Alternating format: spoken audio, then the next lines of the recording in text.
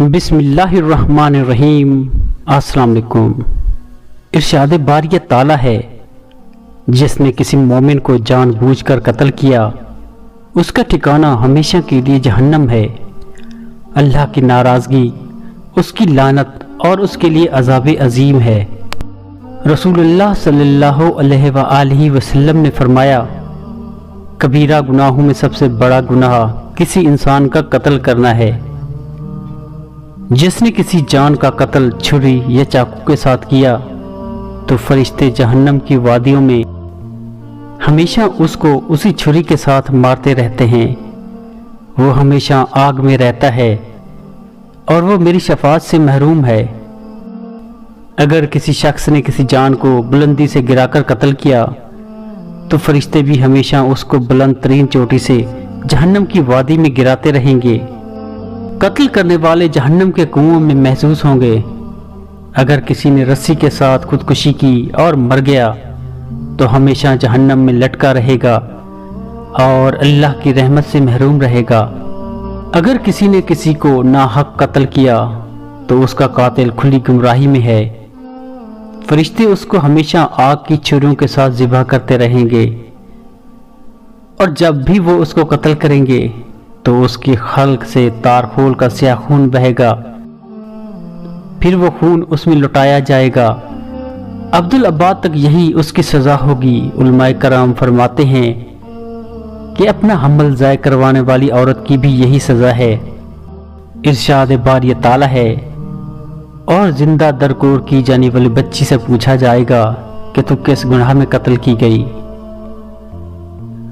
رسول اللہ صلی اللہ علیہ وآلہ وسلم نے فرمایا، گرایا جانے والا بچہ قیامت کے دن لایا جائے گا، جس کی آواز بجلی کی کڑک جیسی ہوگی، اور وہ مدد کے لیے پکار رہا ہوگا کہ میں مظلوم ہوں۔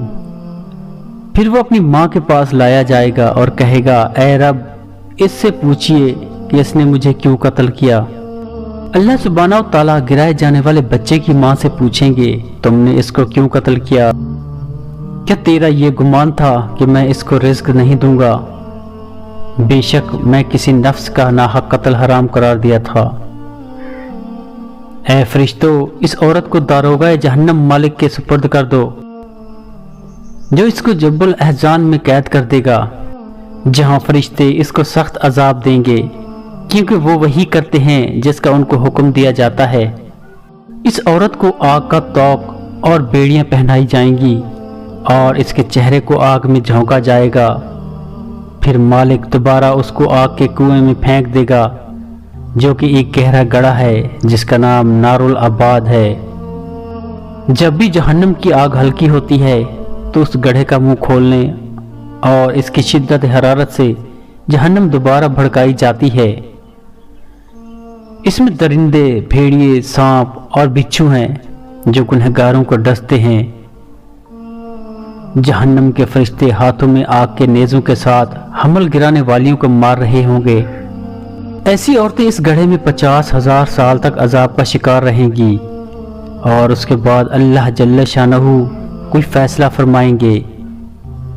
رسول اللہ صلی اللہ علیہ وآلہ وسلم نے فرمایا، اللہ کے نزدیک سب سے زیادہ بڑا گناہ کسی نفس کا ناحق قتل کرنا ہے، یہاں تک کہ ایک چڑیا جس کے ساتھ انسان کھیلتا ہے اور وہ اس کھیل کی وجہ سے مر گئی، یا اس کو بغیر حاجت کے قتل کر دیا گیا، تو وہ قیامت کے دن اس حالت میں حاضر ہوگی کہ اس کی چنگھاڑ بجلی کی کڑک کی مانند ہوگی، اور وہ کہے گی، اے رب، اس سے پوچھو کہ اس نے مجھے بلا ضرورت عذاب سے دوچار کر کے قتل کیوں کیا۔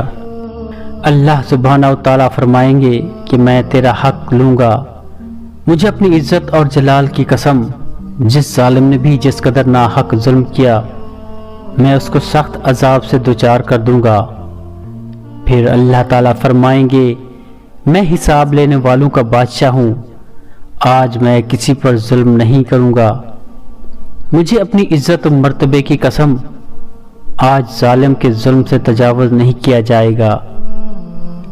اگر کسی نے ہتھیلی کے ساتھ تماچا مارا، یا کونی کے ساتھ مارا، یا ہاتھ کے ساتھ مارا، آج میں بے جان لکڑی سے بھی سوال کروں گا، کہ तूने दूसरी लकड़ियों को क्यों खराश पहुंच लगाई, पत्थर ने दूसरे पत्थर को खराश क्यों लगाई। उस वक्त तक जन्नत में कोई दाखिल नहीं होगा जब तक दुनिया के जुल्म का बदला उसकी नेकियों में से अदा ना कर दिया जाए। अगर उसके नामाए अमाल में नेकियां ना हुई तो मजलूमों के गुनाह उस पर डाल दिए जाएंगे और उसको आग में फेंक दिया जाएगा। रसूलुल्लाह सल्लल्लाहु अलैहि वसल्लम ने फरमाया, कबायर में सबसे बड़ा गुनाह अल्लाह के साथ किसी को शरीक ठहराना और नाहक कत्ल करना है। जिस तरह मैं अल्लाह के हजूर में मुशरिक की शफाअत नहीं करूँगा, उसी तरह नफ्स को कत्ल करने वाले को भी शफाअत नहीं होगी। जिस तरह मुशरिक का दायमी ठिकाना आग है, उसी तरह किसी को नाहक कत्ल करने वाला भी हमेशा जहन्नम में रहेगा।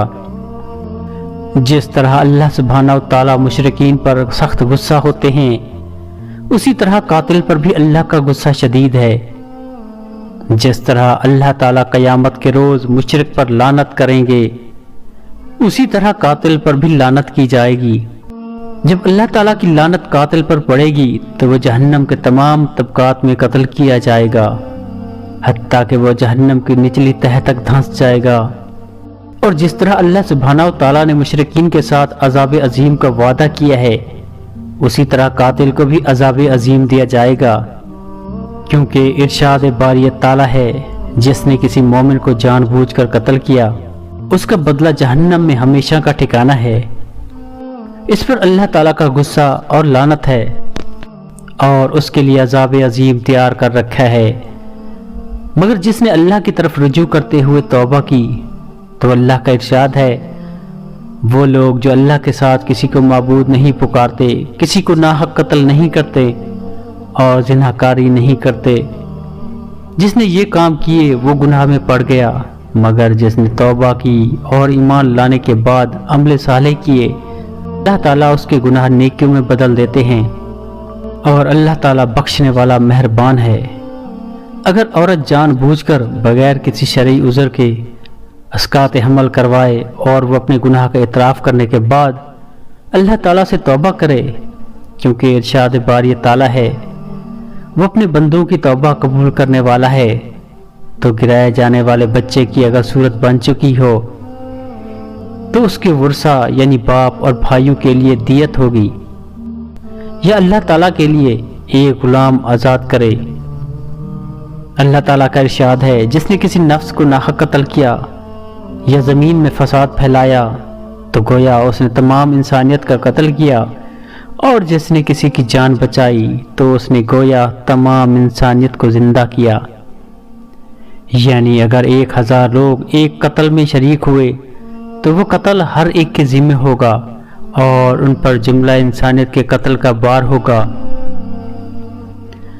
इसके बरक्स अगर किसी ने किसी परेशान हाल नफ्स के साथ अच्छा बर्ताव किया, उसको खाने का एक लुकमा दिया और पानी का घूंट पिलाया, या अपने मुसलमान भाई की तकलीफ में मदद की, तो उसने गोया तमाम इंसानियत के साथ भलाई की।